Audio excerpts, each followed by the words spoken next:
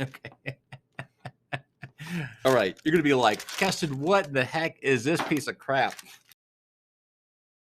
Oftentimes, Golden Age comic books get a bad rap for being super expensive, but there are so many good books to get for under 50 bucks. In fact, these books right here average about $20 a piece. This is going to be a two-part video. These books I'm going to do first, and this one I'm going to do in the second video. And by the way, this book does fit the stereotype. It's a super expensive Golden Age book. In fact, this book is worth 100 times more than all these other books together. But let's first do Golden Age on the cheap. There's 3 books here. I bought all 3 of them for about $18, so $6 a piece. One actually, they've got these books on both sides here. And the reason I got these, I saw a podcast recently on Lucille Ball, which was absolutely fantastic. I Love Lucy was the #1 TV show in the 1950s, and it was the very first rerun. So those of you who could remember when you couldn't get TV shows on demand, that you'd often see reruns coming out, and it was Lucille Ball and Desi Arnaz who came up with the idea. And one point here is that if there was a popular TV show in the 50s or the 60s, 9 times out of 10, it would also be a comic book. So I'm really happy to have those 3 books. Let's go to the second unboxing. This is Heartthrobs number 56. This is a DC comic book. Technically, this is this early Silver Age book. It's from 1958.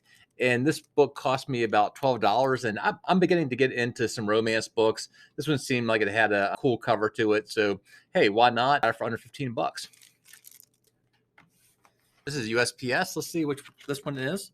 All right, they got a little bit more serious box here. Okay. To be like, Keston, what the heck is this piece of crap? This is a coverless copy of Startling Comics number 50 and is well known for the cover. As you can see here, there's no cover whatsoever. And this is the most expensive book in the lot. Let me take it out. So I was told that this is a complete book other than the cover. So it's got some nice art in it. I'm a huge fan of these Startling comic books. There should be 24 interior pages, so let's just make sure that's correct. And the centerfold was loose. Seller said it would be loose. And 24. So indeed, this is a complete interior of Startling Comics number 50. Let me show you what the actual book looks like when it does have a cover. Give me just one moment. Here's the book in all its glory. This is Startling Comics number 50 from 1948. This is the amazing Alex Schomburg cover. It's a well-known and beautiful book.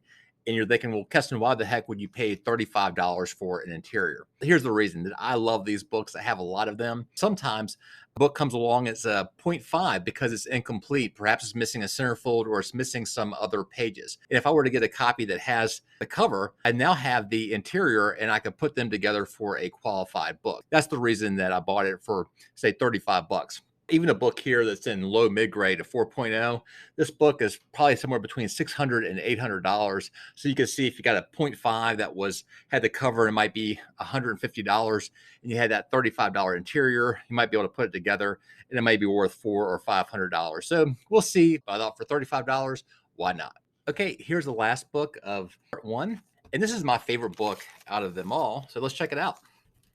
Okay, here's this book. Kind of weird that the seller did not put a backing behind it, but at least it is in some kind of plastic wrap. Y'all, even for a $10 book, people should be putting them in bags and boards.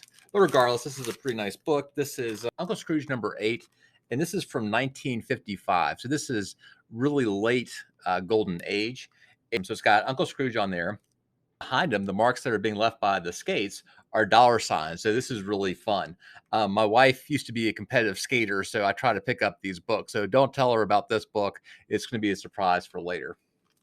And the back cover looks pretty good too. In fact, this is a pretty good looking copy. It's at least a VG and maybe even like a 5.0. So let me look at it a little bit closer. Yeah, it's still got pretty nice gloss to it. It does have some spine ticks, a little bit of wear there. It's got like a little triangle missing, but really good page quality too. This looks like it's off-white pages. So this is a really, really nice book for 15 bucks. It just goes to show you that you can get nice Golden Age books for less than 20 bucks. Next up is this monster. I'm going to show it in the second video. And in addition to this book, I'm going to go deep into my vault, grab another book that's closely related to this one and even more valuable. So stick around and check out my next video. If you like the content, please consider giving it a like, or even better yet, subscribing. Thanks so much for hanging with me, and hope to see you around real soon.